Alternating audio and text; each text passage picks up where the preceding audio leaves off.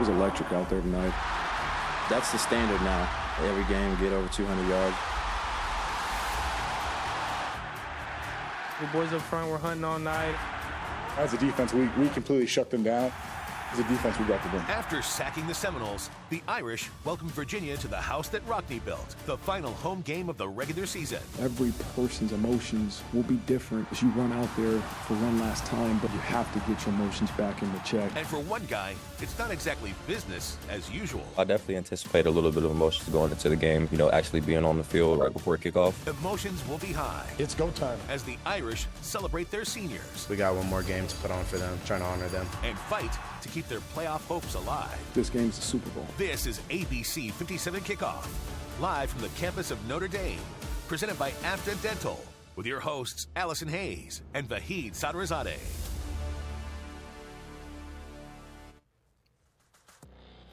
So long, farewell. Today is senior day on the campus of Notre Dame. The 8th-ranked Irish getting ready to face off against Virginia. Since 1996, Notre Dame has had 11 shutouts, and 5 of those have come on senior day. Could we see another one this afternoon? We will see. Welcome to ABC 57 Kickoff. I'm Allison Hayes alongside Vahid Sadrazadeh, who is dressed for the Arctic today. I just wanted to see what it would have been like December 21st when Notre Dame hosts the playoff game, if I would have been nice and cozy, and the answer is yes. No, it's very pleasant out here today. A little warmer than it was last week, I feel like. Less wind. Yes. And just a great day for fall football here at Notre Dame. And it's been 8 years since Notre Dame has lost on senior day, actually. And on paper, they are clearly the better team, a 3-touchdown favorite over Virginia at Notre Dame Stadium. That's right. The Cavaliers have struggled this season with one of the toughest schedules, but they got a big road win last week at Pitt. We should say that they were playing with their backup quarterback, though. That's important in that one. For a closer look at the matchup today and what the Irish are saying, let's go to Levon Whitaker, who's live outside Notre Dame Stadium. All right, and we are going to go right straight to his package to see what the Irish have to say. At the start of the season, Notre Dame had one of the most promising schedules to help reach their ultimate goal. We're just focused on making it to the national championship. Easier said than done, especially for the offense. We got a lot of new faces on the offensive side of the ball, and it's not surprising that it's taken a little bit of time for those to kind of mesh together and gel together and come together, but I think we're making progress every week. The progression relied heavily on quarterback Riley Leonard. Since the unspeakable performance in Week 2, Leonard has 1,200 passing yards, 530 rushing yards, and accounts for 22 touchdowns. But he's not doing it on his own. Every play matters, and you know what, Riley might have had a 40-yard rushing touchdown, but hold on, did everybody on that play get your job done? Don't look at Riley scoring a touchdown, right? Did you get your block? Did you get your block? The same goes for running back duo Jeremiah Love and Jadarian Price. It's no secret that I got 2 draft picks in front of me, but also knowing that I'm able to contribute with 2 guys that are going to go to the league, speaks for itself. While the offense continues to ramp up, the defense, even with key pieces missing, Howard Cross will be out this week with an ankle, continues to show up as one of the best in the country. It's go time, and a lot of those guys, we need them to really step up, grow up, and do whatever they can to help us down the stretch. When All-American defensive tackle Howard Cross went down, it wasn't just veteran defensive lineman Riley Mills that stepped up with 3 sacks. Defensive tackle Donovan Hinish laid it down as well. Yes, it's been unfortunate. We feel badly for those that that have endured an injury, but at the end of the day, this game waits for no one, and we're on a clock. With less than 2 minutes on the clock against Florida State, nobody understood that more than safety Luke Talladge, extending the lead 52-3, but more importantly, exemplifying why Notre Dame's defense is one of the best in college football.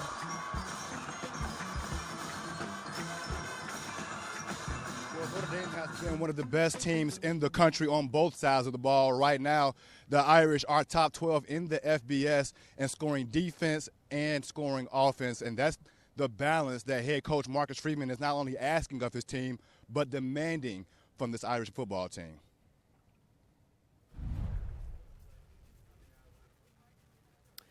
Well, a sad week for the Notre Dame family. Former head football coach Jerry Faust passing away Monday at the age of 89. The bold experiment. Faust led the Irish after only coaching high school.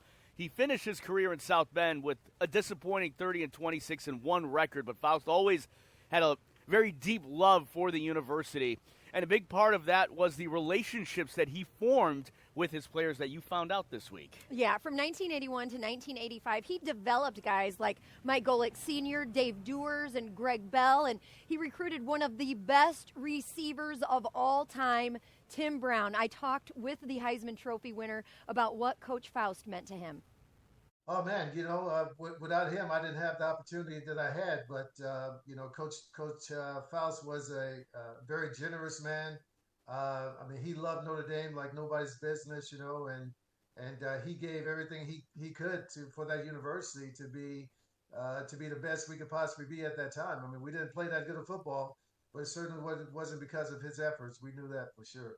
I played 2 years for Jerry. So my first 2 years were under Coach Faust, and then my last 2 years was with Coach Holt. So, I think once I fumbled that opening kickoff, my freshman year, they just started to take it easy with the freshmen.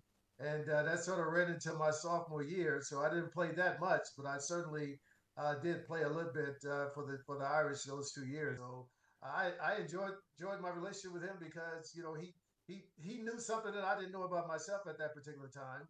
And maybe I wasn't ready at the beginning, but certainly he got me ready for what was going to happen the next 2 years after he left. What's one of your favorite memories that you have of Coach Faust? Well, let me tell you all this. I almost didn't go to the University of Notre Dame because Jerry Faust kept kissing my mom when he came to recruit me. And my dad was sitting there going, if he kissed her one more time. But it was a funny deal that was happening during that time. Coach Faust was a very lovable man. He loved to hug you and kiss on you. And my dad didn't quite understand that at the time. So, that's one of the things I think about.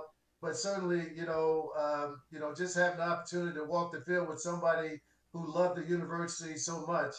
Even when he came back years and years later, I was in a booth with him 5 or 6 years ago. And I can remember they mentioned his name and the crowd exploded like he had won 5 national championships there. So I just think people understood that he had a deep love for the university. Well, first of all, Vahid, how awesome was his office and that chair? He said that's his king chair, and his wife said it has to stay in that room. And you can see the Heisman Trophy behind him, which is awesome. But I take a tour of his office. Oh, my gosh, I know. But I teased with him. I was like, well, Faust was just giving your dad a little healthy competition. That's right. I love that. I never got the chance to actually interview former head coach Jerry Faust, but I did have the chance to have our paths cross multiple times over the years here, and his love for Notre Dame was just contagious. Well, for a coach who got fired and let go, you rarely ever heard a negative word spoke about the head coach, and social media has been flooded with love all week long on X and Facebook. We've seen it on Instagram all over the place. That's right. You can go to our website at ABC57.com for Tim's interview, but I also talked with former Notre Dame All-American Frank Stams about Coach Faust as well. We're just getting started here on ABC 57 Kickoff. Here's a sneak peek at what's to come during our 2-hour show.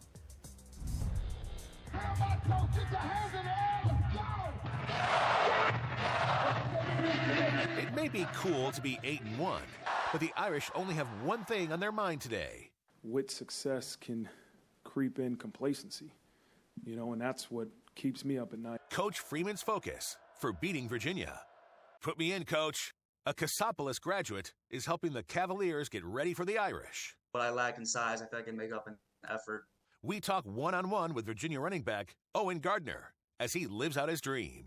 Plus, a return to the house that Rockne built. Former Notre Dame quarterback Ian Book and offensive lineman Robert Hainsey join us live. What do they think of this Notre Dame team and their chances of making the playoffs?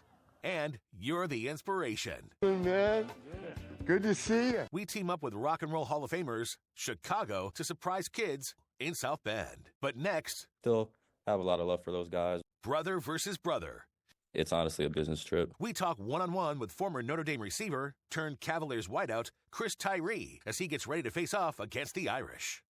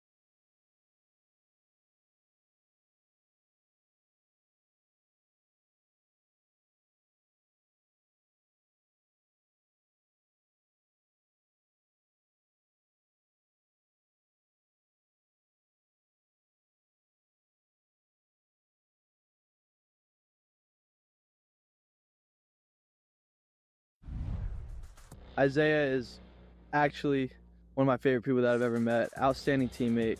Won't shut up half the time, but everybody loves him. Well, the man, Riley Leonard, has such high praise for Irish defensive back Isaiah Dunn. Welcome to ABC57 Kickoff. Isaiah, you are a student within the telecommunications program here at Notre Dame, a current player on the football team. You got special permission from head coach Marcus Freeman to be here on a game day, but because of that, we are not allowed to ask you any football-related questions. We got to keep it straight to your interest in media and kind of doing what we're doing right here someday. Can I just start off saying thank you guys so much for having me. It's an honor to be here, and I'm really excited. Well, we love having you. Yeah, absolutely. And you are taking that broadcasting class with former ABC57 News anchor Colleen Borman-Wilcox. So tell us a little bit about the class, what you guys do week in and week out, and what have you learned so far? Absolutely. First off, Miss Wilcox, she's amazing, right? She makes real-life situations. We'll just come into class. She teaches us the basics, and then next thing you know it, let's go interview somebody. So it's so fun how she just brings it to life. And she teaches us, like I said, the basics, how to use your voice, how to use your mannerisms, but most importantly, have fun with it, and reps. Reps are so important, right? Just like anything in life, practice makes you even better, right? So that's the best thing I can say. I'm glad you get that now, because that is literally what we tell people all the time. People, hate public speaking, and it's like you just got to keep doing it. The more you do it, the more comfortable you get with it. But what was it that sparked your interest in wanting to get into media in the first place, and what's kind of like long-term, what's your dream job? So there's two things I've always known in life. I love sports and I love people and I love storytelling. So with that, I knew with sports it doesn't last forever. Football is not forever.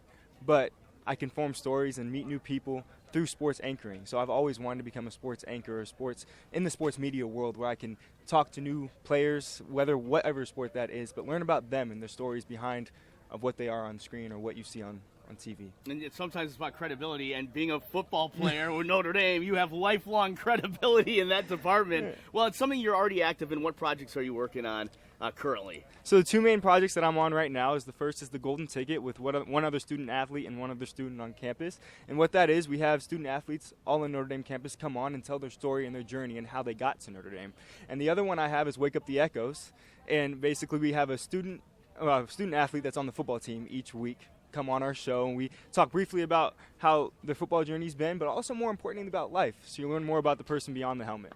Well, I love that, and I just want to say that's exactly why I do this job. I think you too. We love storytelling. We love that's how people connect, I feel, is by getting to know the player off of the field, not just their numbers and their stats on the field. That's great, but it's also about who they really are as a person. And so I'm glad you got it, man. You got it. We want you to work for us someday. So and we're going to you got the mic right now. We're going to let you do a little interviewing of us right now. I would love to. So my one question for the both of you is, if you could go back and talk to your younger self joining the industry, what advice would you give them and why? Well, you go first. You want me to go first?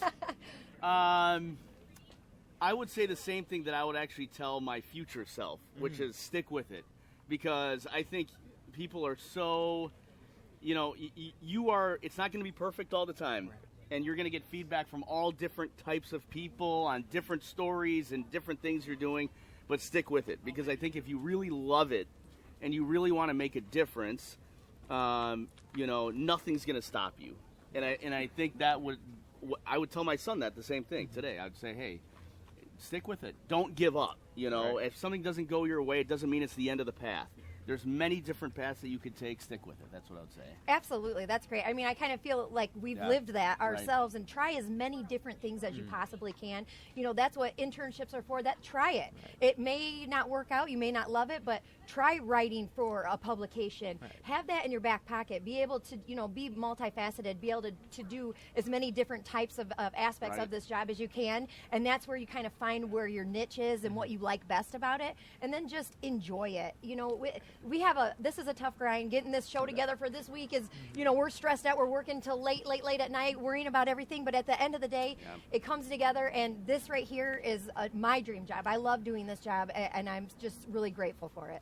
I am too, and I think this is the perfect place for that. I think Notre Dame's a giving university, and when you meet those connections through alumni or even opportunities as of this, you guys always want to give back, and I think that's so important, and that's my favorite thing about Notre Dame. After your playoff win, you're hired. So just stop by.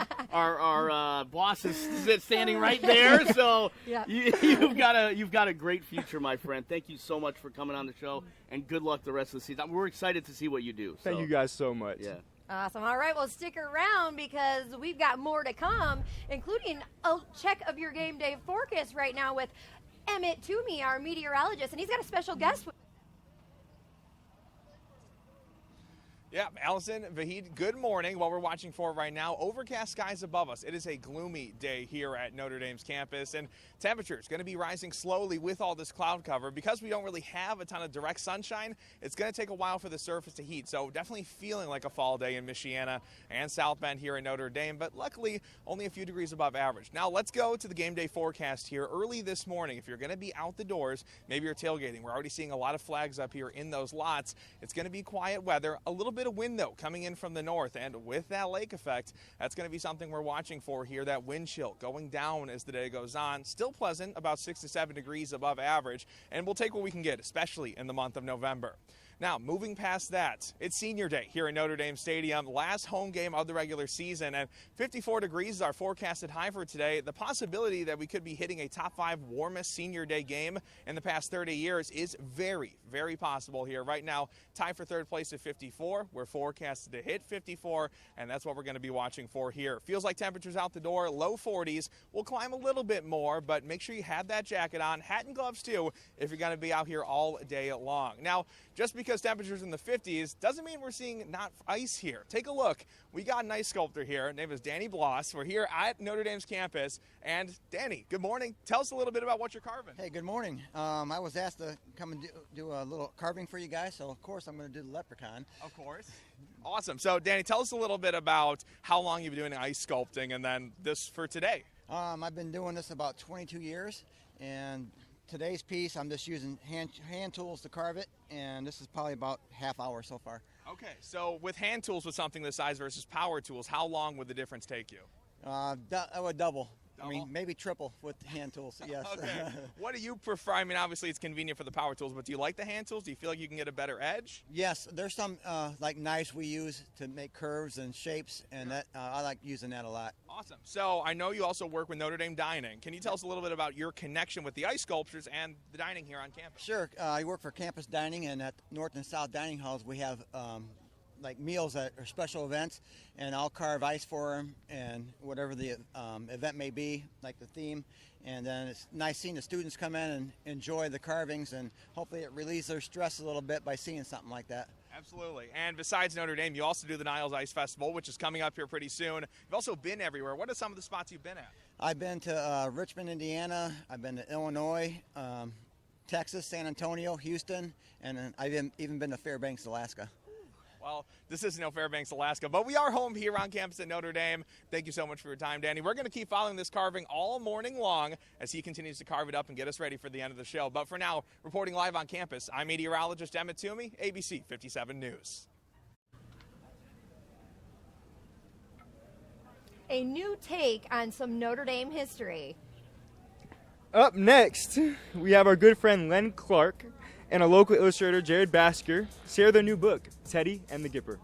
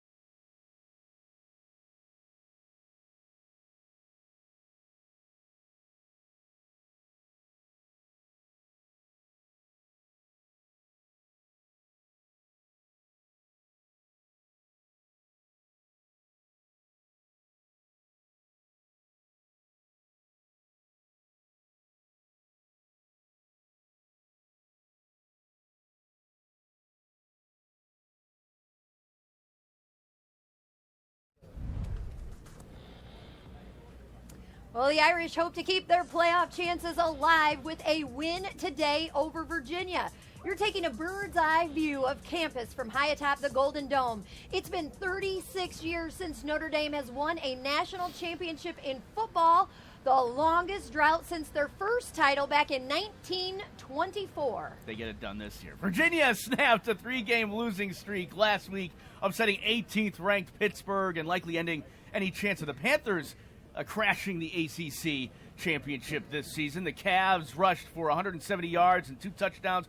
Quarterback Anthony Calandria passed for 143 yards and a touchdown, but also threw a pair of picks. The victory puts Virginia within 1 win of becoming bowl eligible for the first time since 2019. So the Cavaliers are trying to be playoff spoilers for the second straight week. One player hoping to have a big day against his former team is Notre Dame running back and wide receiver Chris Tyree. He transferred to Virginia after graduation and is coming off his best game of the season in last week's win over Pitt with 45 receiving yards. Now, when Tyree left Notre Dame, he was actually the leading receiver here with 484 yards, averaging more than 18 yards per catch. He finished his career here in South Bend with 17 all-purpose touchdowns. Today, he has the opportunity to face off against his old team. He tells me he expects to have a lot of feelings in this one, but he plans to enjoy the moment. We anticipate a little bit of emotions going into the game, especially, actually being on the field right before kickoff.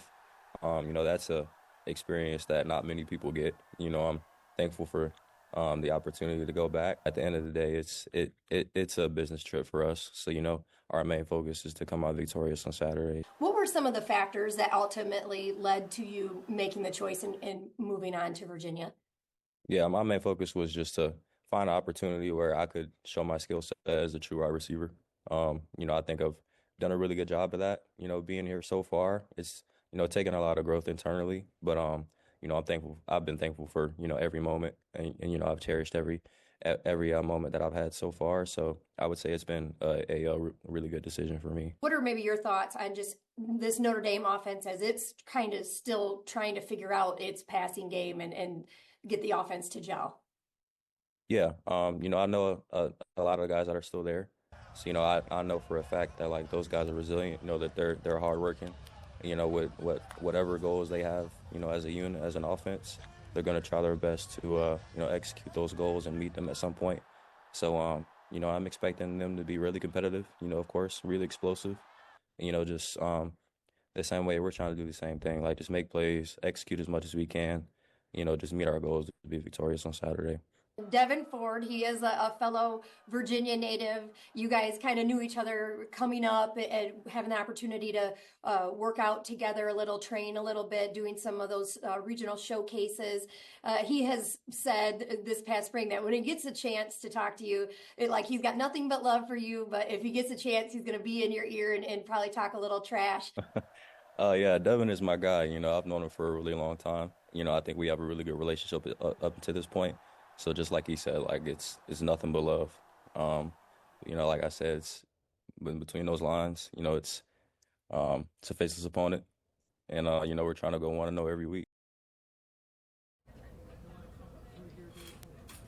A little trash talk never hurt anybody. You gotta love that. But Chris Tyree tells me that he has kept in touch with a lot of his former teammates. He loves following along with guys like Jaden Thomas and Jaden Greathouse, Xavier Watts, and he said he also really loves following along with the guys that are in the NFL now, like Audric Estime and Kyron Williams. He was like, all the guys that were in my locker room together, my position group, he just has nothing but love for those guys. And also, though, now at Virginia, he's making new friends, including a local kid, Owen Gardner. He went to Cassopolis High School. He grew up in Niles, Michigan, and now he is a walk-on on the scout team as a running back for the UVA Wahoos. And just coming up in just a little bit, we're going to have a great conversation with Owen. He is living his dream life right now in Virginia. Time now to welcome back our friend, Dr. Len Clark, to the show. You are the jack of all trades, my friend, working for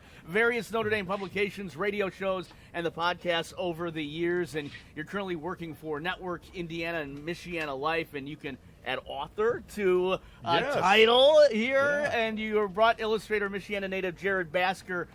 Great to have you back as well. And your newest project is a book called Teddy and the Gipper, a Notre Dame friendship. Kind of tell us about this book and what's the story behind the adventure. Well, everybody has a story in them, and I actually started outlining the story about 5-6 years ago, but I dealt with a little adversity last fall. And that really prompted me to do something every night to kind of get me out of a little bit of a depression. I wanted to write a book, a little autobiographical, because it's said about a teacher at Portage High School in Portage, Indiana, where I'm from. But I wanted to do something to commemorate the 100th anniversary of the 1924 championship in the Four Horsemen and Grantland Rice, but also a story to help define the Notre Dame spirit. Lou Holtz once said, if you've been to Notre Dame, you can't explain it, but if you're not from Notre Dame, you won't understand it. So my attempt is through a story. That's awesome. Well, it is absolutely beautifully illustrated. Jared, how did this come about for the two of you to work together?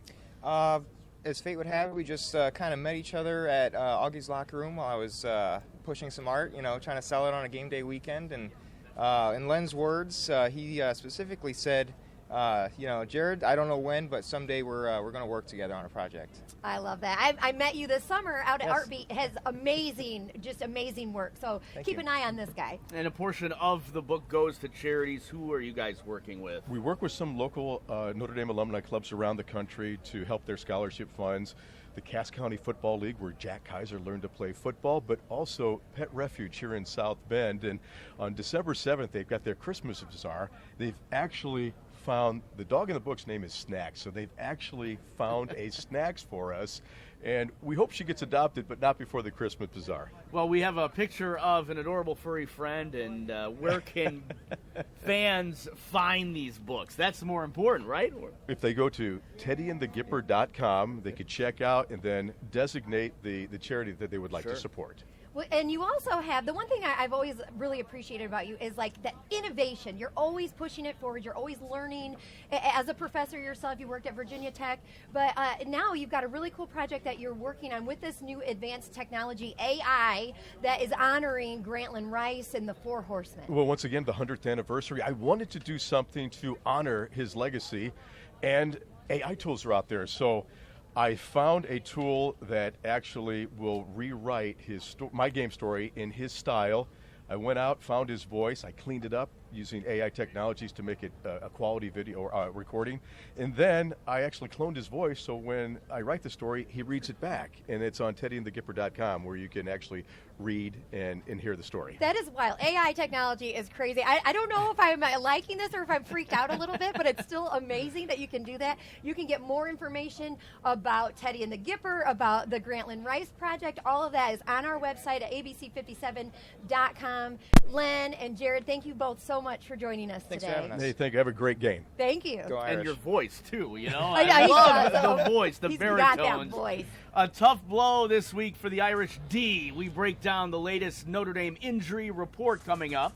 Plus, he's been a Notre Dame fan his entire life, but today will be his first game in the house that Rockne built. How the Irish faithful helped make his wish come true.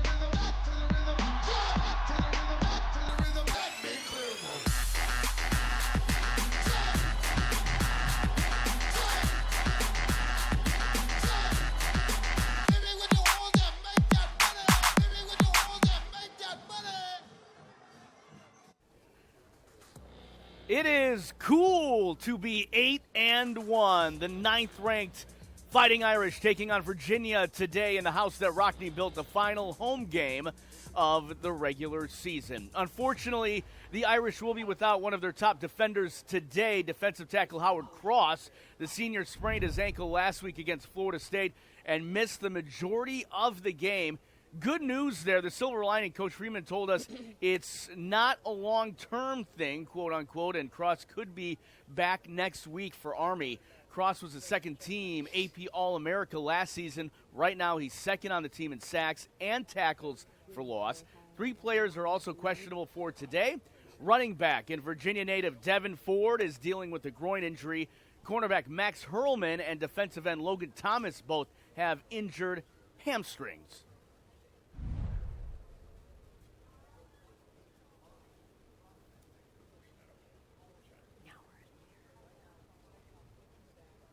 All right, well, we are joined now by some very, very special guests, and I'm going to slow myself down and talk calmly. We've got Greg Locke here. He is a lifelong Notre Dame fan. We've got some special guests, his family, and from Dose Leprechauns, Jennifer. I'm going to let you kind of tell us a little bit about Greg. He's been through some major challenges throughout his life, but nothing was going to stop him from being here today to have an absolute dream come true experience. You're correct. Greg's gone through a lot through his life. When he was born, he's 53 years old now. So he's had pacemakers, open heart surgery, of course, all the usual hernia, all that, and cornea transplants. And so he's been through a lot, but he always fights through it, which brings me to the Notre Dame Fighting Irish. He really is a big fan. He's just been a lifelong fan and loves the Irish. And so you kind of put it out there on social media that, you know, someday you would love to be able to take Greg to a game. And someone, a little angel, stepped in. This is Jason from Dose Leprechauns. You've got a great Facebook page and following on social media and Twitter and everything. And Jason, tell us how you kind of stepped in and you wanted to help them out. Yeah, so Jennifer and one of her friends reached out to us and talked about Greg and what they would like to do to get Greg out to his first game at Notre Dame. And we just reached out to our community of friends and family, Irish family, and people just, without question, started jumping right in. Within a few minutes, we had tickets ready to go. We had some spending money and things like that. We got some shirts made. So it was really a great group effort from a lot of people, definitely not just us. A lot of people involved in this. We just happened to be kind of the conduit to bring everything together. So it was really a great experience to bring this guy out here, and he's really funny. We've had a lot of fun the last couple of days, so it's been great getting to know the family. You sent me some really awesome pictures from this trip. Kind of take us through the itinerary of some of the things that you've gotten to experience. So day one, we actually live in Kansas, 2 hours south of Kansas City. So we drove in on Thursday, 12-hour drive about. Then Friday, we met up with Jason and his crew. We went all over the campus. It was a long day. We were all pretty tired last night, but Greg was a trooper and he loved it all. We got to see so many things. And number one, the people on the campus here are absolutely amazing. They were just so friendly, offering to help or give Greg things. So we had an excellent time yesterday. Great pictures from the field. You touchdown Jesus. You went to the trumpets. I mean, you guys got to do a little bit of everything while you've been here. And I just love that. But you also told me a very cool story about how Greg actually became a Notre Dame fan and the coincidence of what happened when you got to campus. It is an absolute coincidence. It's crazy. Greg, we have a good friend named Tim Riggs, and he was a fireman in Chanute. My youngest son's a fireman in Chanute, and he was a mentor to him when he was in school helping him. So all of a sudden, back in the day, Tim worked part-time for my parents at a golf course, and Greg was around Tim all the time. Well, Greg likes to root for whoever we are for. He roots for the other team, always. And so if we're for the Chiefs, he's for the other team. If we're for KU or K-State, he roots for the other team. So Tim and him had a bond always, and that was Notre Dame and the Broncos. So Greg and him have always been lifelong friends. Well, all of a sudden my son saw on social media that Tim was here with his wife and daughter for a trip here to Notre Dame. And so it was wonderful. We got to give Greg an extra surprise and hook up with them last night. All right, well, just the last question, and this one is for Greg. He said he was willing to give us his score prediction for today. What do you think, Greg? How are the Irish going to do today? What are they going to score? What's the score? Well, he shared with me earlier that it was 42-0 Notre Dame. I like that. That is a good score. So he was excited. All right, well, go Irish, and I hope you have a great time while you're here. All right, guys, thank you so much for joining us. Thank you. I just hope you have an incredible rest of your experience here on campus. And we have much more to come here on ABC57 Kickoff. Thank you. And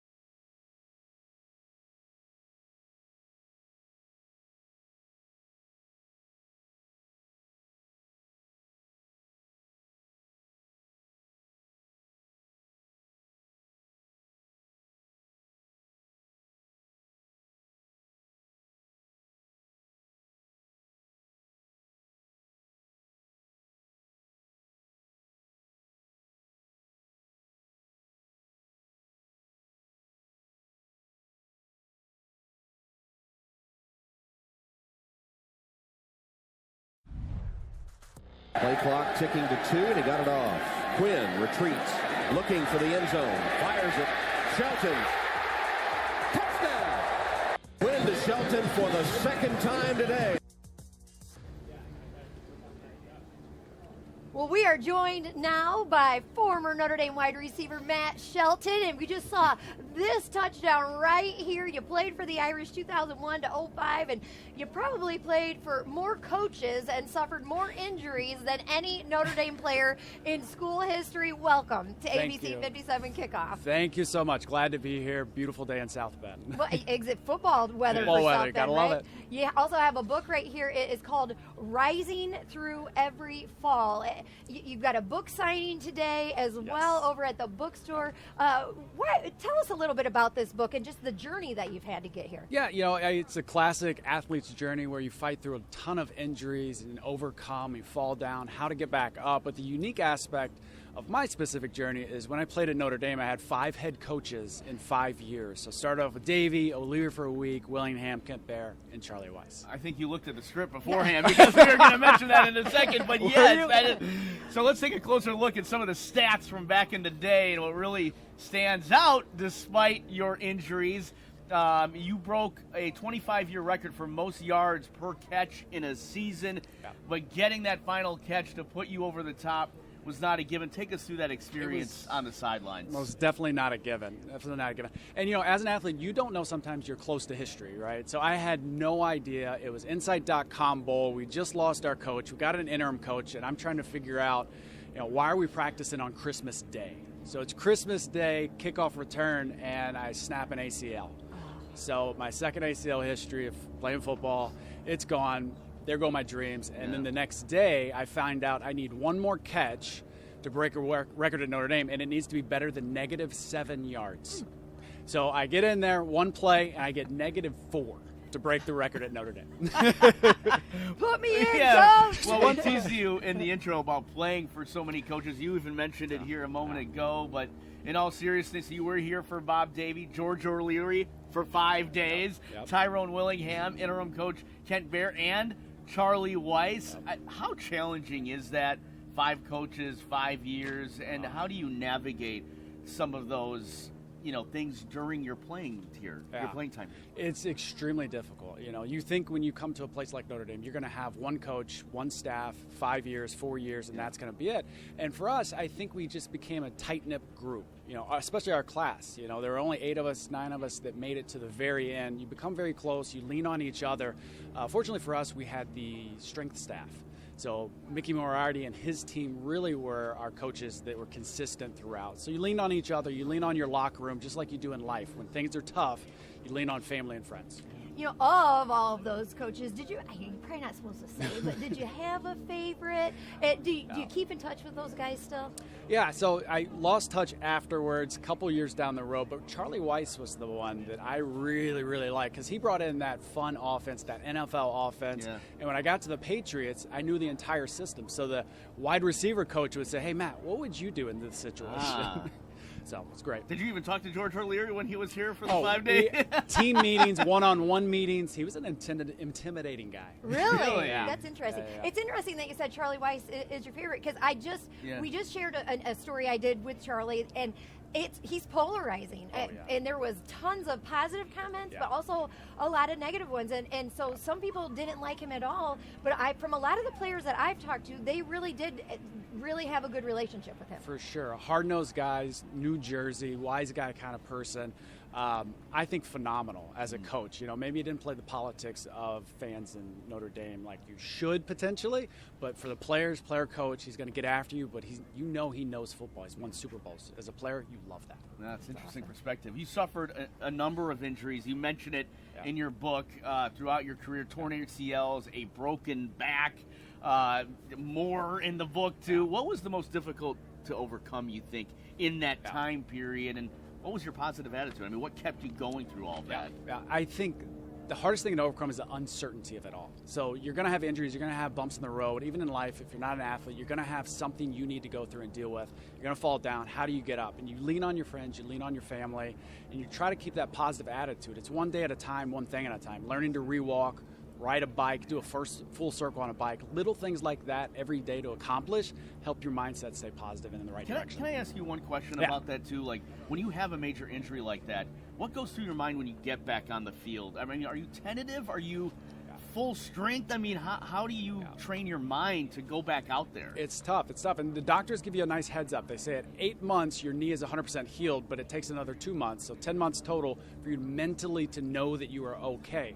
So it takes you getting hit once or twice, takes you doing some things that make you a little uncomfortable and hurt. Once you realize that you're fine, it's full go. Well, you kept the positive attitude. You kept 4.23 40-yard dash speed. Incredible. Love having you here. And the book, you got to check it out. Go check him out today. He is at the Notre Dame bookstore, 11:30 to 1 o'clock. Yes, ma'am. All right. You can meet Matt Shelton. Get your copy. Get your autograph. Get your picture. You got down. it. He's got you covered. Thank you so much for joining us today. Thank you so much. Go Irish. Yeah. Go Irish. And all right. Come back with us anytime, please. The Irish are favored to get the win over Virginia today by more than 3 touchdowns. We take you inside the lines. Where should you put your money? Coming up after the break.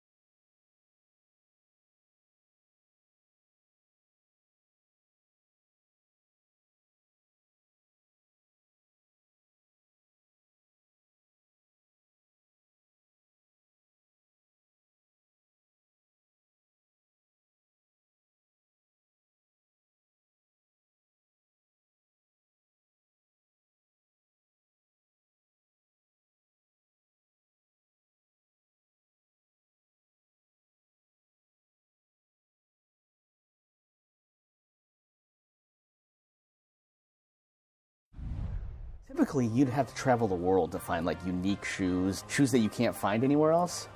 No, it's at the UP Mall. We're trying to wear cool shoes today because we know we're going there. We even color coordinated. Of our group, you're the closest to a sneakerhead. You always have different ones on, I feel like. UP Mall, Mishawaka, Indiana. I'm Ready? excited. I already see some ones that Yep, me too. Dimensions. I'm excited. Gonna do a little, ooh, nice. I like those. Hey guys, how you doing? Good, Vahid. Dorian. Nice to meet you. Nice to meet you.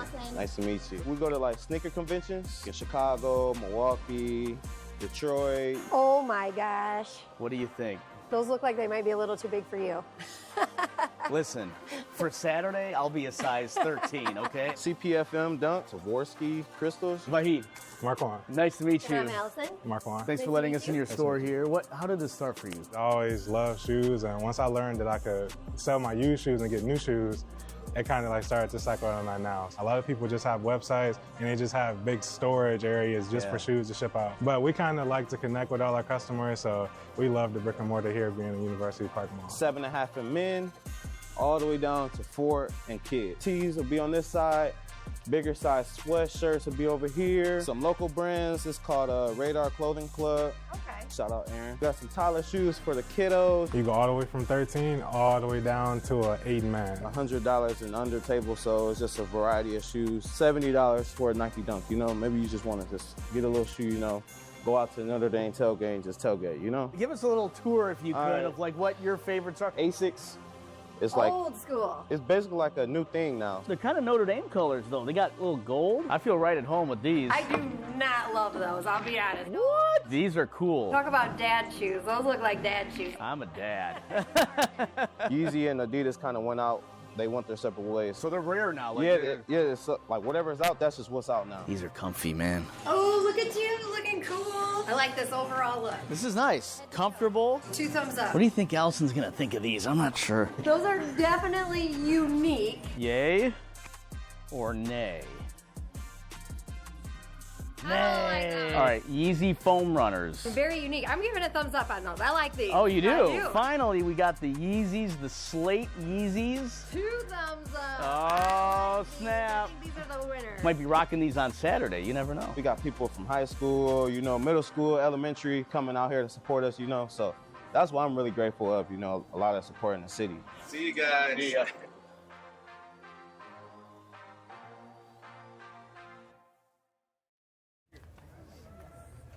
Thank you to the guys at Dimensions for making that happen. And yes, I am rocking the Yeezys today. You know, I know you had a pair, or you have a pair. Yeah. So I'm like, listen, I got to match Levon. But yeah, I didn't bring them out. I didn't bring them out today. These are comfy today. These are comfy. So I didn't Levon, we needed you to be with us to help keep us cool in there, but you were sick all week long. We're glad you're feeling better and you're with us right now. Yeah, I'll join the shoe trip another time. I got enough J's in the closet, you know, 2 J's on my feet. You never have enough. He has enough money from his betting and parlays this week. No? Yeah. We'll see.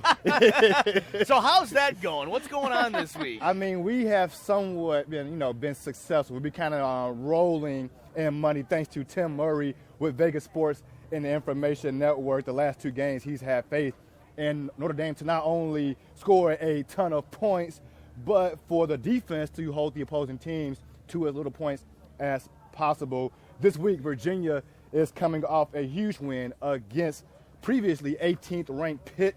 Now the Cavs come into Notre Dame as 23.5-point underdogs. The over and under in this matchup, 50.5. Here's what Tim Murray with Vegas Sports and Information has to say about where you should put your money today.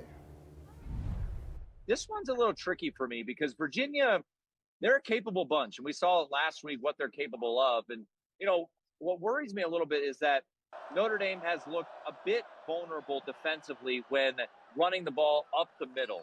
And we saw Florida State, even though they did not score a touchdown last week, move the ball in that opening drive. So Notre Dame on senior days, many people know how well Notre Dame has fared. They have won by 38, 44, 55, 24, 33, and 29 on the last 6 senior days. They're a 23.5-point favorite.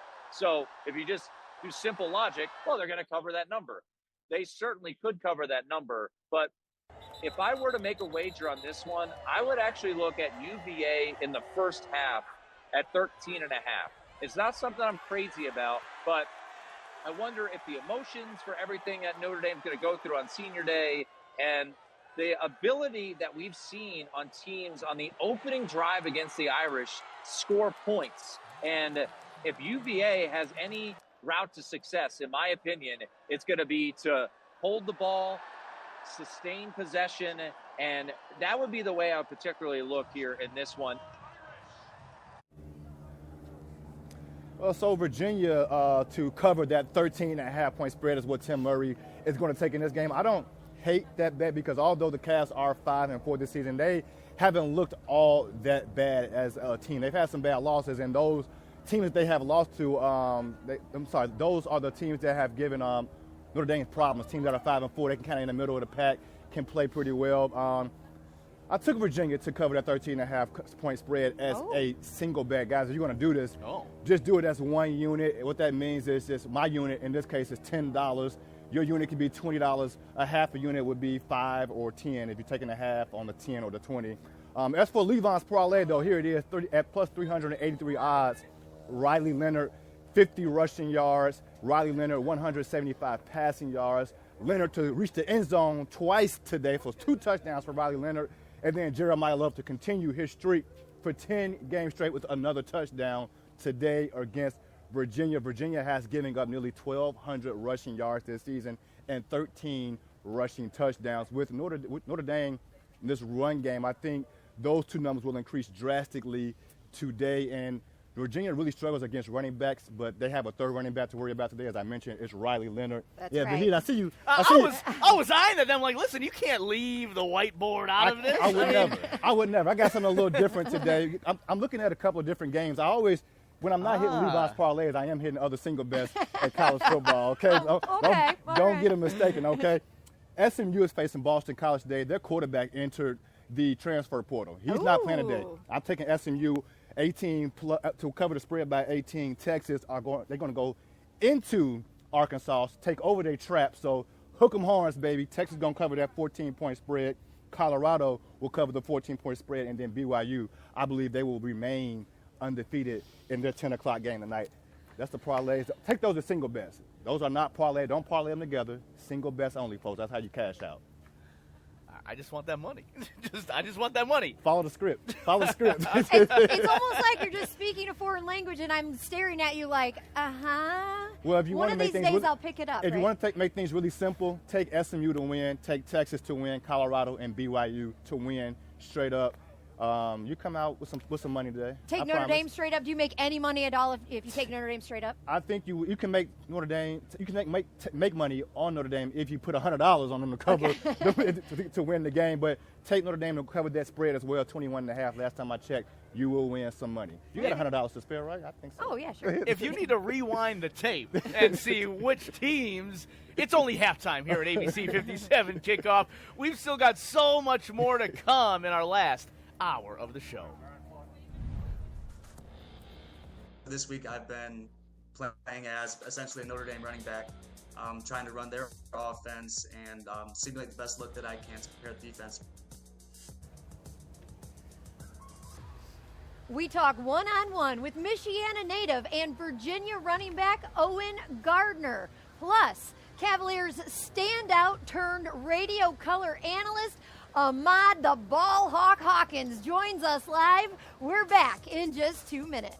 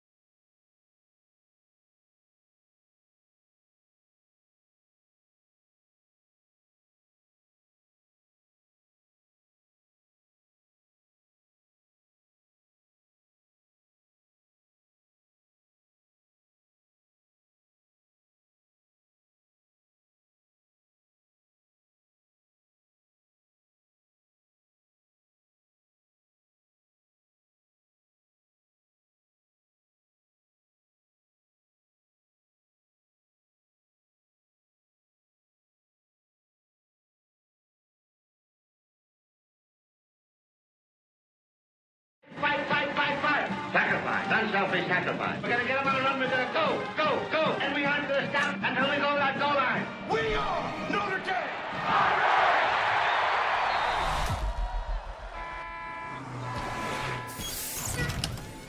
Get on the bus. Next stop, Notre Dame Stadium. From the house that Rockne built to the dynasty of Air Parsegian, this is the home of Fighting Irish football. The place where greatness is earned 1 yard at a time. The field that forged Notre Dame legends like Theismann, Montana, and Brown. The land of never quit, never surrender. The legacy, the passion, the tradition. That is Notre Dame football. ABC57 Kickoff is back. Bigger and better than ever. Another season of Fighting Irish football. It all starts here. This is our house. This is our team. And this is ABC57 Kickoff. You're watching ABC57 Kickoff, presented by Afdent Dental, live from the campus of Notre Dame, with your hosts, Allison Hayes and Vahid Sadrazadeh. Well, today the 8th-ranked Irish go head-to-head against Virginia, the final home game of the regular season. It's a 3:30 kickoff in the house that Rockne built. Welcome back to ABC 57 Kickoff. I'm Allison Hayes. And I'm Vahid Sadrazadeh. It is November, late November football here on campus, and we're hoping for some December football as well. But first, they got to get through Virginia and the Cavaliers. They're coming off a big win over the 18th-ranked Pittsburgh Panthers last week and hope to ride that momentum into Notre Dame, and they have a Michiana native helping the charge. Yeah, that's right. Owen Gardner is a walk-on running back for the Cavaliers, a 2020 Cassopolis graduate. He finished his high school career with 1,400 rushing yards and 22 touchdowns and went on to play football and run track at Hillsdale College. Owen told me he applied to grad schools around the country, but he took a leap of faith on UVA, tried out, and earned a spot on the scout team.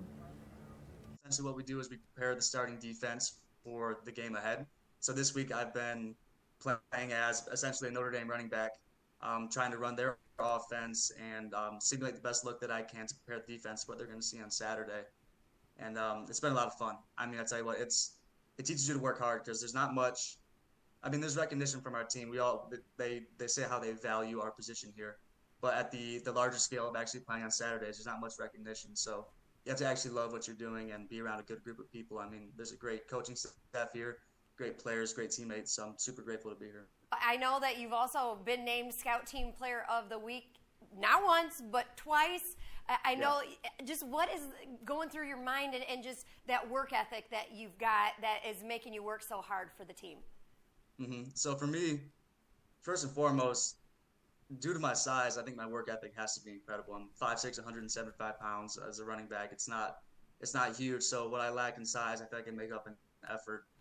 But for me, like, just knowing that what I do throughout, Monday through Friday is going to help the team on Saturday is super important to me. For me, it's not about me, it's about the team. And so I've just been trying to serve as best as I can. I had a chance to speak with Chris Tyree, and he said that he's actually gotten to know you, and the two of you have become friends. What's that relationship been like, and what have you been able to learn from him? No, it's been really interesting. Growing up, I was a Notre Dame fan. Years ago, 4 or 5 years ago, watching Notre Dame football, seeing him play, for Notre Dame and then being on a team with him is kind of surreal. He's a super nice guy. I mean, he's quiet, but he works really hard and he's fast. So just, taking the approach of I don't have to be loud to be a good player is what I've taken from Chris. Now, full disclosure, Owen was the recipient of my nonprofit scholarship when he graduated from Cassopolis High School. We look for hardworking kids and don't really focus so much just on grade point average, but I'll tell you what, Owen checked all of the boxes and then some. He had a 4.0 and was salutatorian of his class. That's an awesome story. 5'0", 100 right? Rudy, kind of like Virginia's very own Rudy. It's really cool to see his hard work pay off and his dreams come true. How much eligibility, Allison, does he have left? He actually does have another year after this. Owen is working on his master's in kinesiology for individuals with disabilities and still has one more year of eligibility for next season. Awesome. And whether he makes it onto the field or not, he certainly is living out his dream. And unfortunately, he did not make the travel roster for today, but his mom and dad and a big group of family and friends are here wearing their Virginia orange to show their support. That's awesome. Landry throws over the middle to Xavier Brown, makes the catch to the 10-5 touchdown. His second tonight. Did you see that play fake? Did you see the play fake? It was a fake quarterback draw. Great play design, but great execution, and it all started with the confidence-building quarterback draw, which I didn't like at the beginning, for 2 yards, but it kick-started that touchdown drive. Good job, Des Kitchen. That's why you are the offensive coordinator, and I coordinate up here beside you. Well, we are joined now by the Virginia Cavaliers radio color analyst and former UVA wide receiver and defensive back, Ahmad the Ball Hawk Hawkins. No better nickname maybe in college football. First of all, welcome. And just to start us off, you caught our attention with the two-way player aspect. Did you play both positions, or did you start at one and then transition to the other? Yeah, I started at wide receiver my first 3 seasons. The plan my last year was to have a proposition that Coach wants to play both ways, but I ended up switching to defense, and he liked how good that I played defensive back, and I was there full time and never played wide receiver again at UVA. Well, and you're back at your alma mater as a radio color analyst, and you know the ins and outs of this program maybe better than anybody. But for those who don't know about the brand of football that Virginia plays, tell us a little bit about it. What is the style like? Yeah, offensively, we're a complementary football team. We want to run the football and pass the football, not looking to be 50-50, but just want to keep the defense off balance. We have an all-ACC caliber receiver in Malachi Fields, number 8, who's 6'4", 220 pounds. Reminds you of Herman Moore back in the day when he played with Sean Moore in the the late 80s to 1990. We have a strong tight end in Tyler Neville. That was a transfer in that's been doing well for us. It's a matchup nightmare for a lot of defenses. I don't know about your defense. You have a very good defense. But we just want to showcase our 2 backs, Xavier Brown and Kobe Pace. Kobe Pace actually transferred from Clemson with Coach Tony Elliott. So it's just one of the things where Coach Des Kitchens, offensive coordinator Des Kitchens, just wants to keep defenses off balance. Well, speaking of transfers, we got former Notre Dame running back and wide receiver Chris Tyree. He's now a grad transfer at UVA. When he left South Bend, he was the leading receiver here, albeit at a weak wide receiver room. But Tyree is currently the 3rd leading receiver now with the Cavaliers, just 125 receiving yards this season and 25 rushing yards. He's still looking for his first touchdown even today.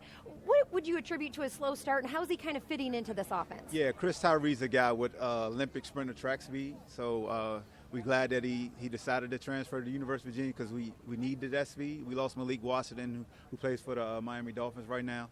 But Chris Tyree was slow by injuries. He got injured early in camp. He battled through, and then just trying to find his footing in the offense just because of what his skill set brings to the table and just trying to marry the two. And last week we kind of got him the football finally down the field versus Pitt on a huge 3rd down and just getting him in spots, whether it's reverses, tunnel screens, things of that nature. So he's coming along at the right time because we're really trying to make this push to make it to a bowl game. Well, Anthony Caliandro is the guy that gave him the football last week, and they've been connecting. But talk about that quarterback battle going into the season. How did Anthony secure that job over Tony Muskett, and what does each of those quarterbacks bring to the table? Yeah, that's a great question. So Anthony Caliandro is a young guy. Wasn't heavily recruited, small in stature.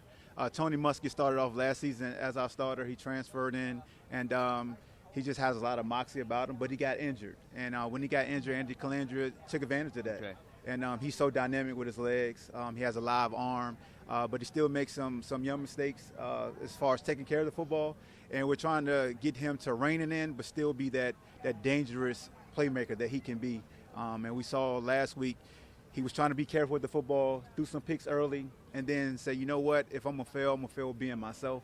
And he ended up giving us that spark that we needed to beat Pitt, who was, a highly ranked team and was on a roll. Yeah, what and, a win. We needed that win. Well, Virginia, of course, is coming off an impressive win over then 18th-ranked Pitt. Yeah. Although they did have their backup quarterback in, I think that's important to know. But UVA's defense held the Panthers to under 300 yards of total offense and made it a very long day for that Pitt QB. What is the strength of this Cavaliers defense, and how do you see them matching up with Riley Leonard and this Irish offense? Yeah, it's going to be a tall task trying to slow down Riley Leonard because he's so dynamic. He's so cerebral as well. But defensively, it starts in the back end with Jonas Sanker, our All-American candidate safety, All-ACC defensive back.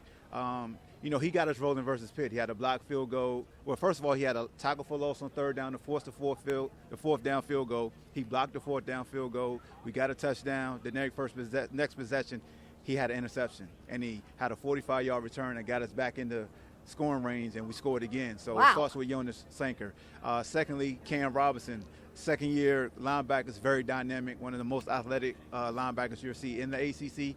Been battling injuries, just been a warrior for us. And then our guys up front.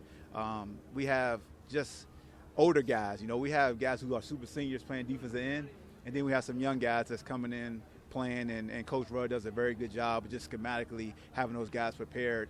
And we're not overly athletic like a lot of defenses, but we play as a unit. We form that fist, and we just want to pack a powerful punch.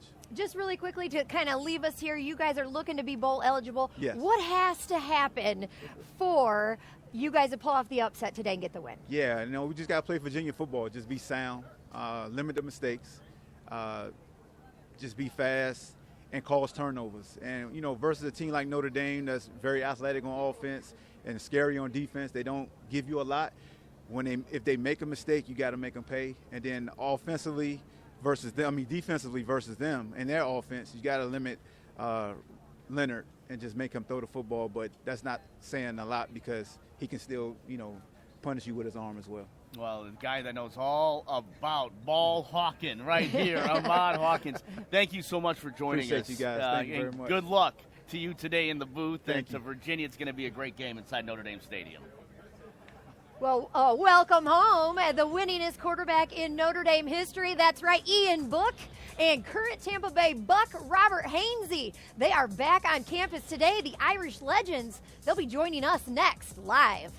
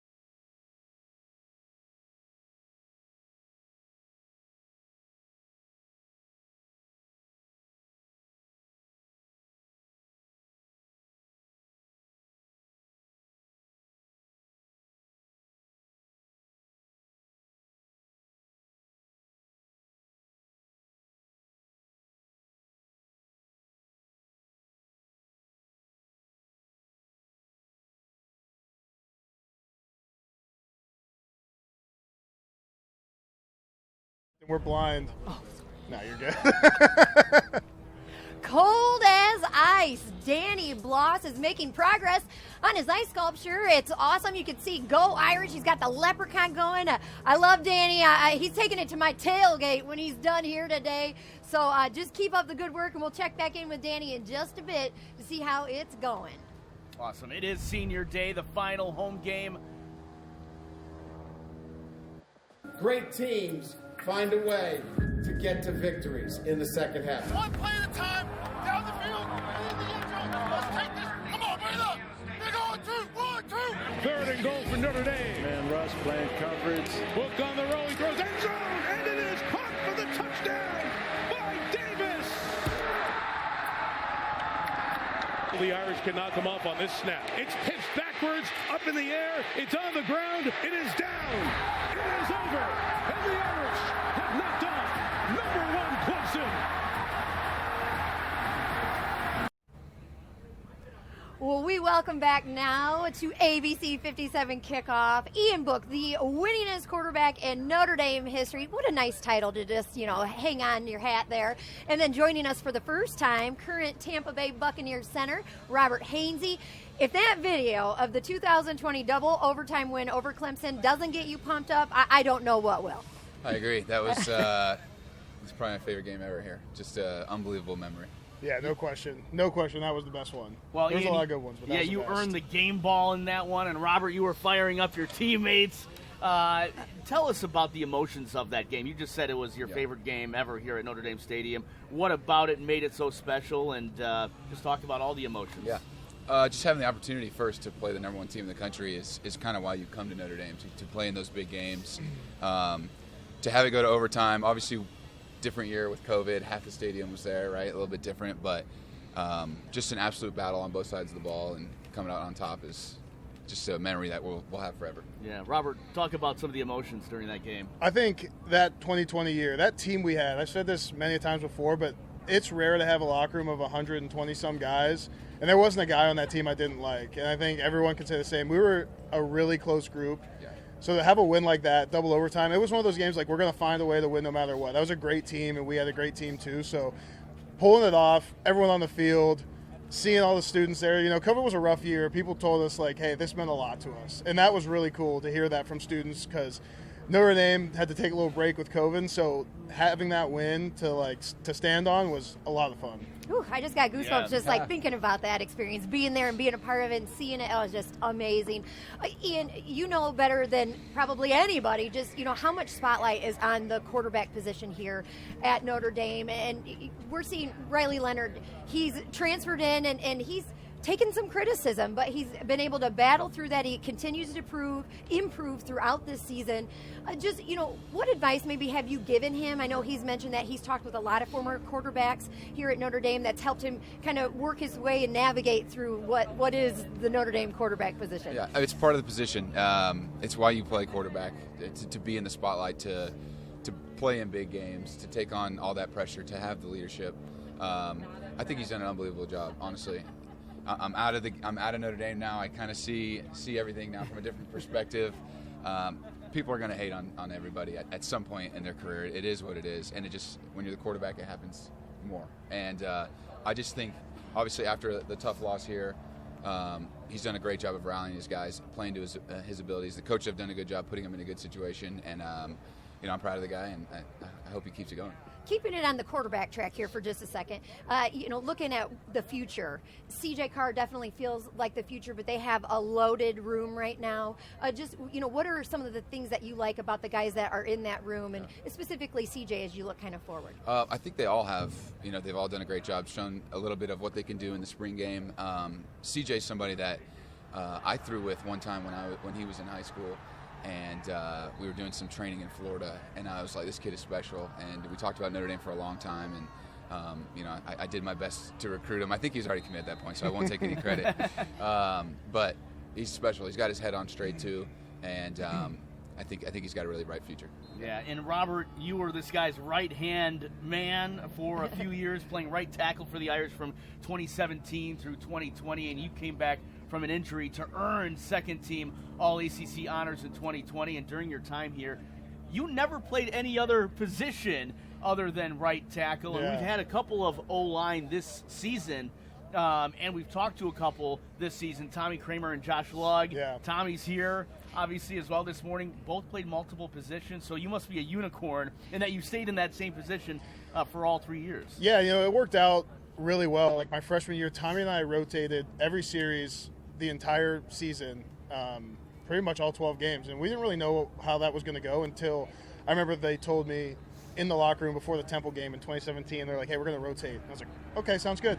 Like, here we go. Yeah. And, we went through that season. I think that was awesome for us because we both got a ton of experience. We got to play a lot, but we got to work together a lot. Like Tommy, Ian, but these are some of my best friends. So, like, throughout that year, getting to kind of figure out, okay, this is Notre Dame football. This is what we got to do. This is how we got to get better. We had an unbelievable group. Sam Mustapher, Alex Bars, Quentin Nelson, Mike McGlinchey, Hunter Biven, unbelievable guys to learn from with Harry Heastan coaching us, like, in my opinion, the best college offensive line coach of all time. I mean, it was a really great experience. And then sliding Tommy down the guard, I think it fit his skill set a little bit better and fit mine to play more tackle. Guys have come in and out over those next 4 years, but we continue to have a strong offensive line. And I think that's just a true testament to the things that Coach Heastan and Zach Martin, Nick Martin, Ronnie Stanley, that those guys built at Notre Dame, that culture of a strong offensive line and what it means to play offensive line here. So it's very special to be back. This is my first game back. I love it here, and I'm just really happy to be able to be here and support everyone. I'm ready to line up on the O-line right now. I'm fired up. Well, they were called the mall cops back in the day, right? I mean, I remember going to the tailgate, the parents' tailgate, and the mall cop shirts were all over the place. Yeah, I remember that. I think Mr. Nelson spearheaded that one, and Mr. Bars. How has it been to transition to center now to the NFL? Obviously, you play for the Tampa Bay Buccaneers, and what has that transition been like for you? It was very interesting. I never snapped a ball when I was here. I didn't snap until I was at the Senior Bowl with Ian, and I was like, hey, dude, like, can you stick around? Can we take some snaps? Can you tell me how I'm doing here? I remember doing that, and, like, that was the first time I was like, you know what, who cares? Like, I just got to let it rip and do it. And it worked out great for me. I know for a fact that that's helped me get drafted by the Buccaneers, seeing that I was willing to take that chance and seeing that they could see me in that spot. And then, my rookie year, having a lot of guys in Tampa to learn from, just not playing but taking the time to figure out what it's like to play center. We had a guy, A.Q. Shipley, who played 12 years, and I've worked out with him. I've trained with him in the offseason for my whole career so far because he's not coaching anymore, but he's a mentor to me. So he taught me a lot about center. I talk to him all the time. We watch film together. We work out together, and we do drills all year round. So that was a great experience for me to learn how to play the position, learn what it's like to be a pro in the NFL and a center in the NFL. Yeah. I love that. And, the O-line group is always such a close-knit group. You guys are always such tight group friends, good friends. But the two of you, I mean, you got the quarterback here. He wiggled his way into this friendship group. I know you hang guys out with the linemen. Smart of me. Yeah, Smart. exactly. Yeah, very smart. How did the two of you kind of forge that friendship together, and how have you remained to have that relationship now all these years later?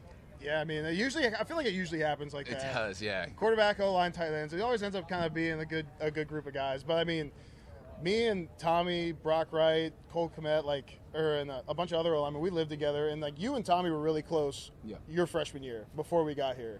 I know, true, yeah. And so then we all just kind of became best friends. And then obviously just want to hang out with my linemen. A bunch of good dudes, and like we were talking about earlier, just how close everybody is. That's one of the most special parts about coming to Notre Dame. It's just how close this team is, and we hung out every day. That's the way it should be.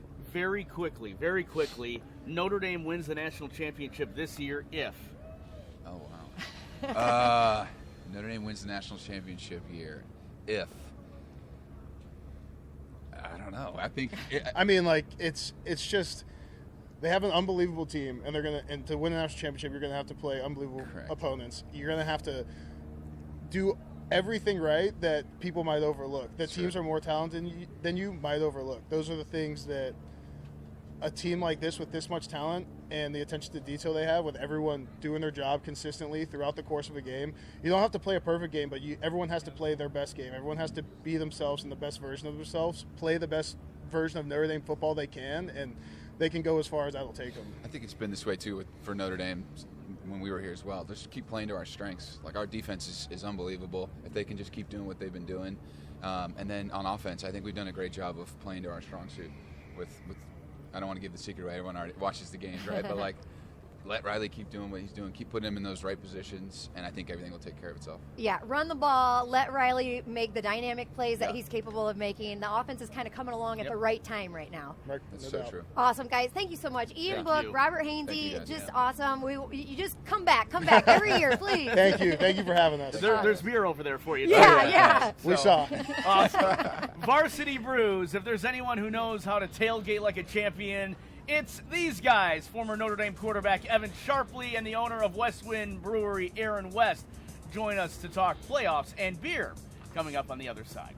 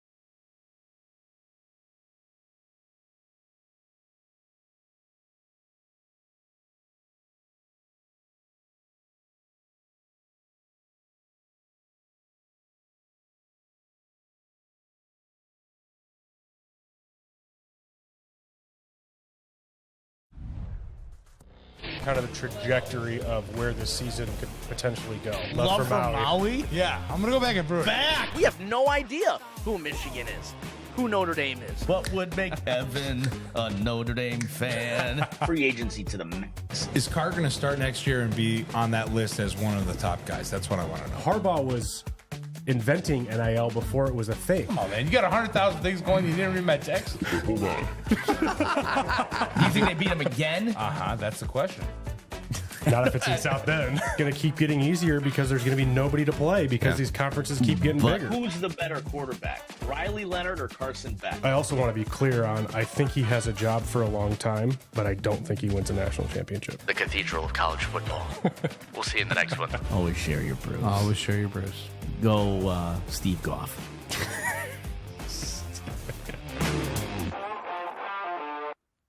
What it was? Better days. Well, we are joined now by a former Notre Dame quarterback, Evan Sharpley, and the owner of Westwind Brewery, Aaron West. And, you're a big sports fan, so that's one of the reasons that you co-host the podcast with these two yahoos. I don't know how you get a word in edgewise with these two guys. He doesn't sometimes, so that's kind of the problem. But you bring the beer, so that you're always invited. Well, okay, so let's take a look at the playoff standings first, because we talk a lot playoffs. And the playoff seedings are in red. The rankings are in parentheses. Notre Dame is ranked 9th and would play at 8th-ranked Tennessee in the first round. The top 4 didn't change. Miami still projected at the top of the ACC. And then Georgia fell out of the top 12, and Ole Miss moved in after the Rebels beat the Bulldogs in Oxford. Kind of surprising that Georgia is completely out of the rankings this week. Yeah, we'll see. They got a big one today as well. But, Evan, one of the reasons we love having you on the show is because you do not mince words when it comes to your former team, and that's cool. And you keep it real. But you've also not been shy about your criticism sometimes about quarterback Riley Leonard. Just wondering, just the year that he's had and the progress that he's been making over these last 7 games, do you feel like he's has the ability now to help this Irish team actually make a run into the playoffs? Well, first off, you guys have done a great job. You had one of the best Notre Dame quarterbacks on the show already, and then don't even say it. One of the top 5 worst now on here too. So, Ian, definitely a Notre Dame legend. I'm more of a campus legend myself, but I think we've seen some great progress from Riley Leonard so far. In the second half of the season, and I said this at the beginning of the year. He just needs to be the reason why Notre Dame doesn't lose a game, and that's protecting the football. But what I really want to point out is how good this Notre Dame defense is. And that's certainly, from the quarterback perspective, it takes a lot of heat off of you when you have a top 5 defense. I mean, you look at what they're doing against the pass, the number of points that they're holding teams to.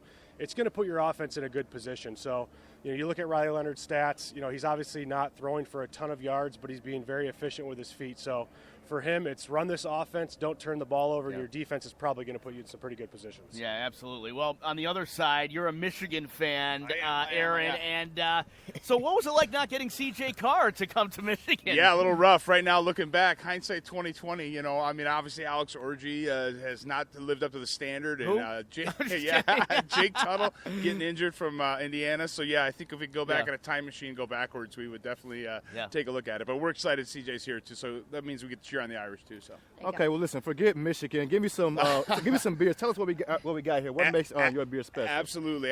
Yeah, we brought a lot of beers. We'll hand a few out when we get done here. We brought Mr. Fluffles. So this is our first place 2023 #1 stout in Indiana, according to Untapped. And what we did was we ended up barrel aging this bad boy in a Buffalo Trace. This is a Sarek Select barrel.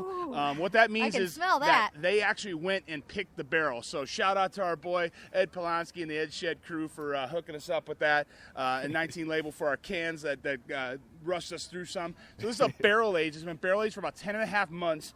It is in whiskey. In a whiskey barrel. In a whiskey barrel. Yep, absolutely. We're about to try it. So okay. Yeah, if you're feeling, I keep going to put my what lips is your motto? Always share your brew. Always share your brew. Yeah, cheers, guys. 11%. See what you think. It'll warm you up. It's a little chilly. 11%. On the Richter scale, is nice. what we like to call it. So balance of oak, a little bit of slight vanilla. Ian Book just tried a little bit and said, hey, it's legit. So. It is legit. It's good. I mean, it is strong. You can taste the whiskey in there. I'm not complaining. It keeps things going. So what else are you known for, though, as well? I mean, absolutely. You got a couple other ones. Yeah, my favorite. Yeah, for sure. Yeah, Levon's had Better Days, Raspberry Wheat. We've got a few of those for Allison. So that is first place, again, award-winning beer. So we've got several that we brought. Number 17 is an unbelievable double dry hop New England. If you're in the hazy world, you'll love this beer. If you're a hophead, it's got nice aromas, fresh floralness. And then we also brought what was the last one we brought? Pops vs. Parkinson's. So this is one of our fundraising beers that we did that helped Parkinson's organization. Awesome. So if you're looking for something a little bit lighter and you're going to be tailgating a little bit longer, we've got Pops vs. Parkinson's as well. All right. Tell us about the turnover chain, first of all. Anybody who makes a comment, right, will get the turnover chain on the podcast? Best comment. It somehow has stayed in my truck now for the last, 3 months. Who are you giving it to on the show today? Or are you going to keep it? I don't know. I mean, I probably should give it to somebody. Yeah. Who's our vote? Me. Yeah, give it to Allison. Allison gets a turnover I like the chain bling today. That's awesome. I will wear this with pride. Thank you so much for bringing the beer, and it's a great one. And yeah, we got one little more gift for Allison, too. So this is a Mr. Fluffles official shirt. Oh, I love it. From the brewery, so that's for you to rock it out. I love it. Awesome. Looks a little snug. Thank you. Who do you got today? Well, first off, I do have to wish a happy birthday to my daughter, Joey, who turned 9. I'm taking the Irish today. I think they're favored right now by 23.5. I don't know if they go over on that. We'll see. All right. If Notre Dame is able to create some turnovers, but I'm taking the Irish in this game. Awesome. All right, guys. Thank you so much. Always share your brew. Always share your brew. Cheers. We've got so much more coming up for you on Kickoff. The Irish 3 wins away from possibly hosting a playoff game in December. That's right. Plus, we surprise kids at Beacon Children's Hospital with the Hall of Fame band, Chicago.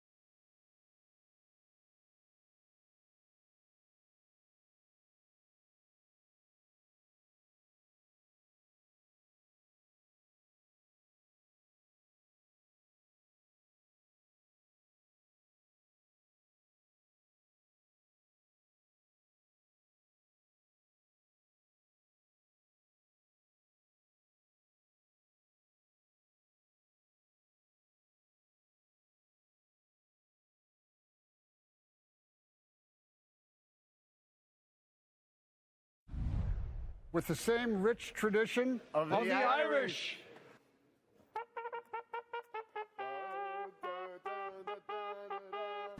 Wake up the echoes cheering your name. Send the volley cheer on high. Shake down the thunder from the sky. What though the odds be great or small? Old Notre Dame will win overall.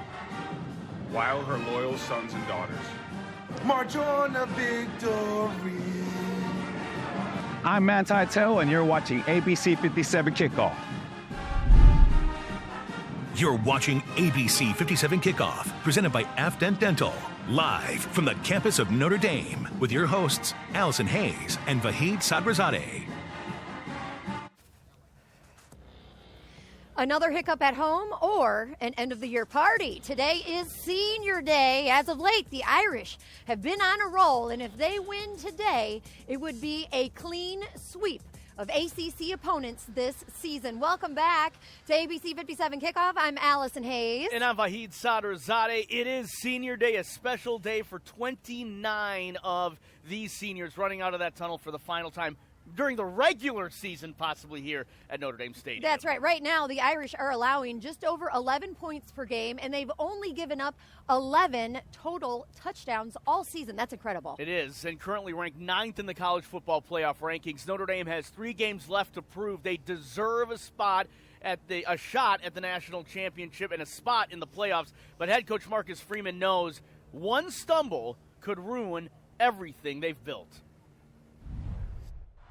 Every game, this game's the Super Bowl. A sure sign it's November in South Bend. No matter if we were in the playoff hunt or not, that's the same mindset we have. The numbers are working in Notre Dame's favor. At 8-1, riding a 7-game win streak and 9th in the latest college football rankings, the Irish are indeed in prime playoff position with 3 games left to play. The challenge for myself and our program is consistency. To me, the greatest sign of greatness. With every win, this team is not only bolstering their postseason resume, but distancing themselves from the only blaring blemish on their record. I told us the greatest lesson we learned from the NIU game was we weren't ready to handle success. How can you show during a game you're ready to handle success is that you can be up at halftime and go out there with the same mindset that you did to start the game. As you look at the totality of a game, that's a way you can tell, hey, is this group able to handle success? If their body of work is any indication of that growth, then this could be a special season for Freeman and the Irish. Since week 2 and the loss to Northern Illinois, Notre Dame has only given up more than 20 points once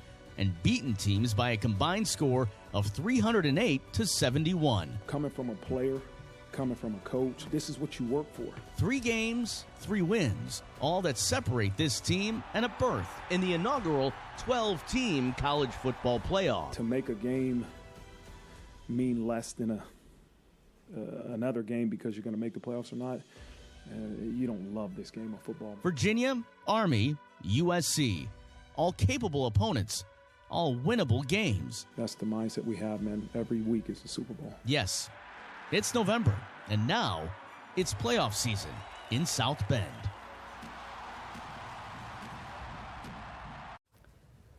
Well, Allison, fireworks for the Irish last week under the lights. Their only night game here at Notre Dame Stadium. I think they keep it rolling today. But you got to be careful of those slip-ups. And, you know, one of these games where you're lax at home, that's what happened against NIU. They've navigated through the rest of the season, but I think he has these guys playing at a high level. I think we are seeing them mature very much throughout this season. I don't expect another slip-up like they had against NIU. A 3:30 kickoff today inside Notre Dame Stadium. How you doing? I'm Lee. I think probably the biggest thing is to take their mind off of what is happening, and when they start looking at something that's interesting for them, it all goes away and they concentrate on what's in front of them. How you doing, man? Good to see you.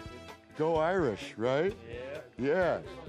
You encourage children to believe. Belief is 90% of the battle. He played trombone in A fellow masochist. I love it. I'm still trying to figure it out. Right. Time for the goodies.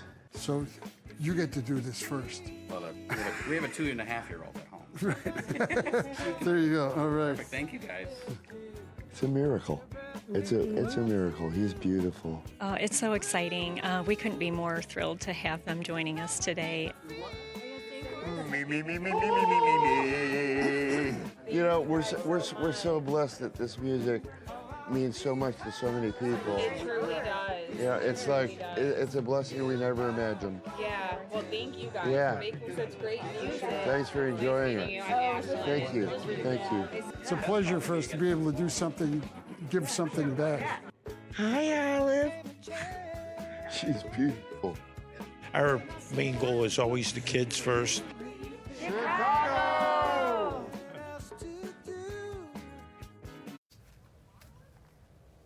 Well, a special thank you to ABC57 photojournalist Robert Schrock for putting that together. Chicago is performing during halftime today with the Notre Dame Marching Band. They're going to be performing tonight in New Buffalo, so you can get your Chicago fix. Of course, the Rock and Roll Hall of Famers. We are so fortunate to have that connection between that band and the University of Notre Dame. Of course, their manager, Peter Chivarelli, former Notre Dame football player himself. Well, we've had him on the show before, live inside on the field, and so special every game they get to perform with the band. Absolutely. Well, if Riley Leonard scores a rushing touchdown today, he'll make history with the most in a season by an Irish quarterback. His parents, Chad and Heather, join us live next.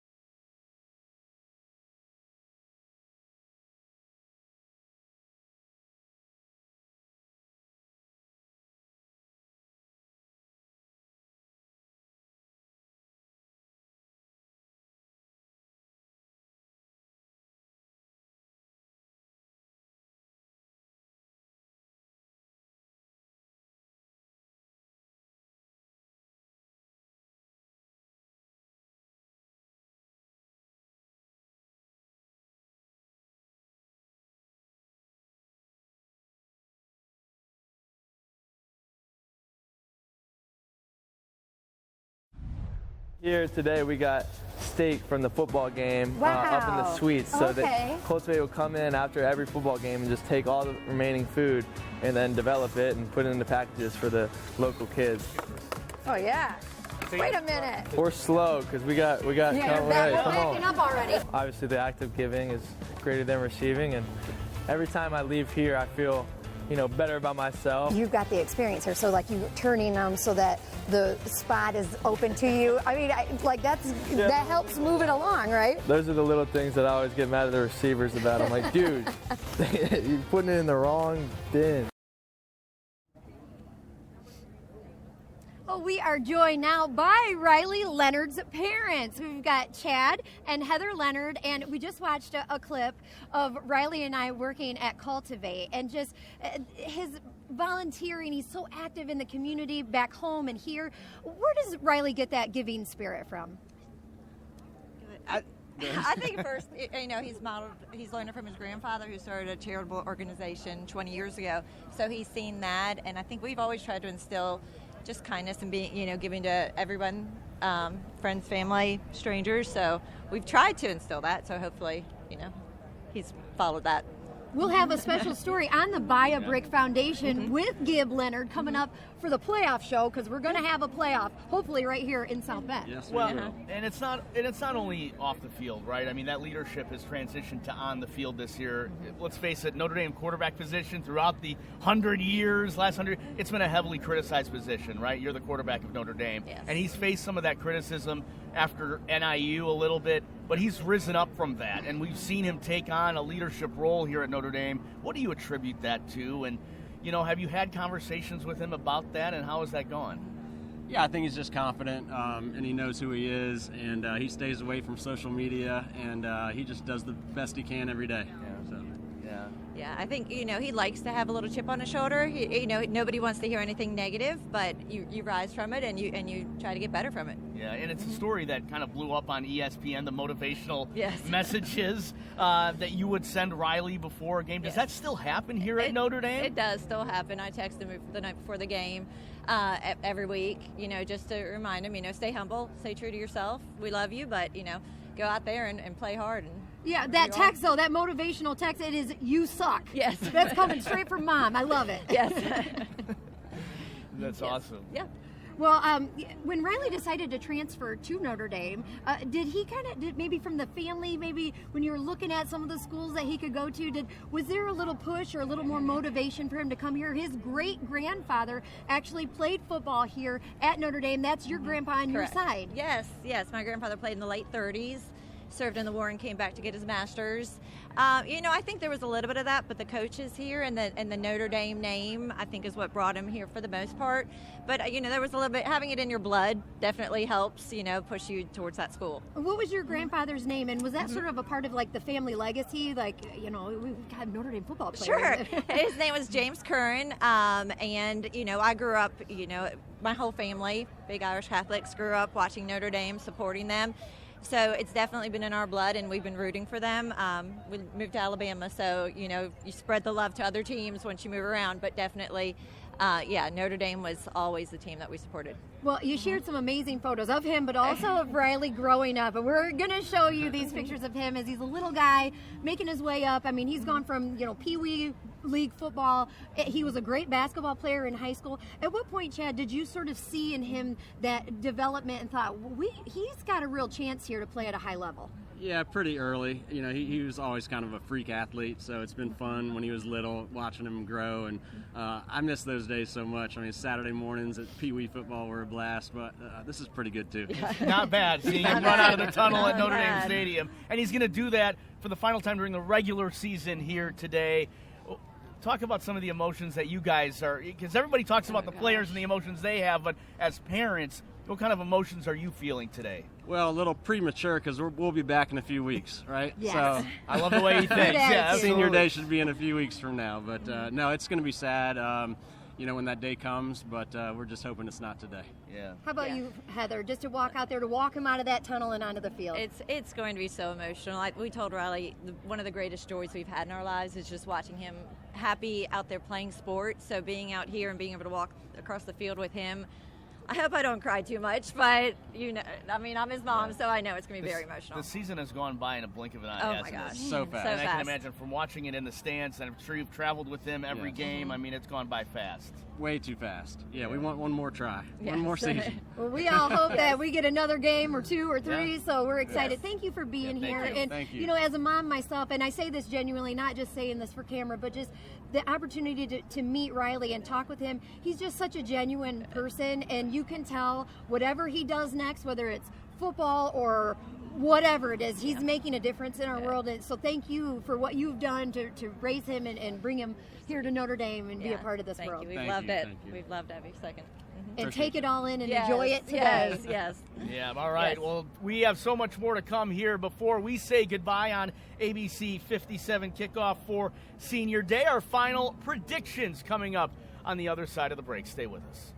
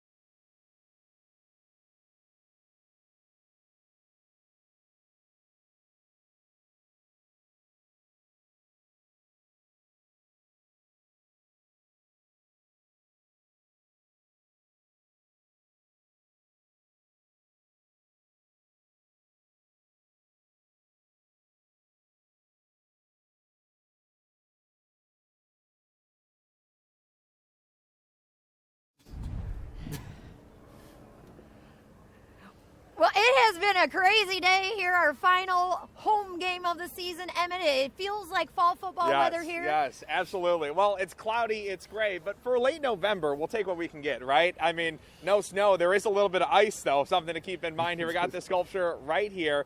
Temperatures out the door. Let's get that for you here real quick. First thing you have to know, most of the time here for the past 30 years, Notre Dame Senior Day games are dry. 63% of those games since 1993. Temperature-wise, going to be in the mid-50s during kickoff. That's going to be what we're watching for here, falling into the upper 40s. So definitely jacket weather across Notre Dame Stadium. We're all bundled up here, and not vest weather. That's the important part. High of 54. I think Notre Dame's going to beat Virginia by more than 54. Lows tonight falling into the low 40s. So make sure you bundle up out the door, something we're going to be needing. All right, thanks so much, Emmett. Today is, of course, Senior Day for the Irish. 29 players are walking out of that tunnel. They're favored by more than 3 touchdowns, and the over-under is 50.5 points. I'm taking the over on that one for sure. All right, well, Levon, we got you back here with us. Emmett, we're going to throw you in the mix, too. We like to do our little prop bets at the end of the show. So this one, Virginia has given up more than 500 yards on the road twice this season at Wake Forest and Clemson. How many yards do you think the Irish offense is going to get today? We'll start with you, Emmett. Oh, total yards from the offense? Yep. Give me over 450. All right. I think it's a pummel. I don't think that Notre Dame gets 500 yards. They only did that once this year, and that was against Purdue. That's 66-7 win. I'm taking Notre Dame to get about 485 yards of total offense today. I have about the same in between you guys. I don't see him getting 500. I do. Heck yeah. I mean, if Clemson and Wake Forest can do it, Notre Dame's getting it done. I'm saying 501. Why not? Let's go crazy here today. And then how about next? The Irish defense has forced 20 turnovers this season, including 12 interceptions in the past 2 games. UVA quarterback, he has thrown 4 INTs. So I want to know, how many interceptions today in this game, and who's going to get the first one? I'll start. 3 interceptions, and Xavier Watts, the senior, gets it done on Senior Day. I like 3 interceptions as well. I'm also going to go with Xavier Watts. Copycat answer. I don't. I like 1 interception in this game. I think it goes to Xavier Watts initially. But I like something in my mind is telling me Christian Gray is hungry. He's hunting for an interception. He's going to get one today. Ooh, I like that. I forgot about Christian Gray. I'm saying Leonard Moore is going to get one, but I think Jordan Clark could get one too. Just a little extra one out there because I'm taking him for 2.